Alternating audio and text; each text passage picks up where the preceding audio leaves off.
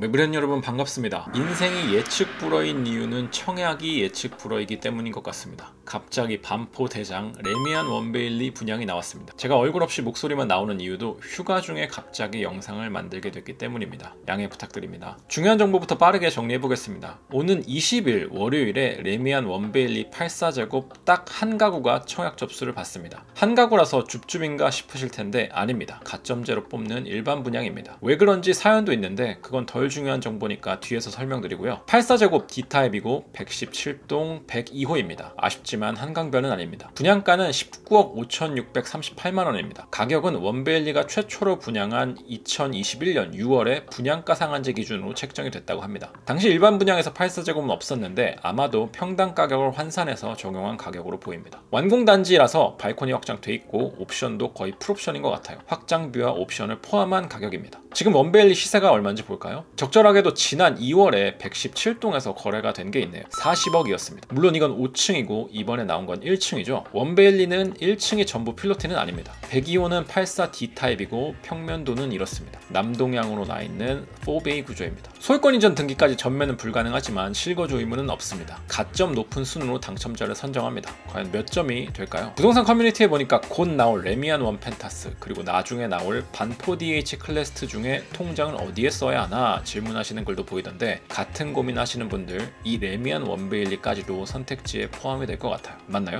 준공후 분양이기 때문에 분양가 납입은 계약금 10%, 잔금 90%입니다. 잔금은 7월 26일까지 납입하셔야 합니다. 자, 여기까지가 중요한 정보였고 지금부터는 좀 덜 중요한 이야기입니다. 분양한 지 3년이 지난 시점에서 갑자기 이게 왜 나왔을까? 그리고 조합원 취소분? 무슨 사연인가 궁금해서 취재를 해보니까 복잡합니다. 원래 이 물건은 원베일리 조합원분 중에 상가 조합원분이 분양을 받을 물건이었습니다. 근데 이분이 여기 말고 또 다른 투기과열지구의 조합원이셨나봐요. 원베일리 조합원 분양을 하기 5년 이내에 다른 조합에서 이미 아파트를 분양받은 거예요. 2017년 파리 대책으로 나온 규제였죠. 투과지구 내에서 주택에 당첨이 되면 향후 5년간 투과지구 내에 정비사업 분양을 받을 수 없다. 이건 일반 분양뿐만 아니라 조합원에도 해당하는 내용입니다. 근데 이야기를 들어보니 이 조합원분께서는 이걸 모르고 계셨던 모양이에요.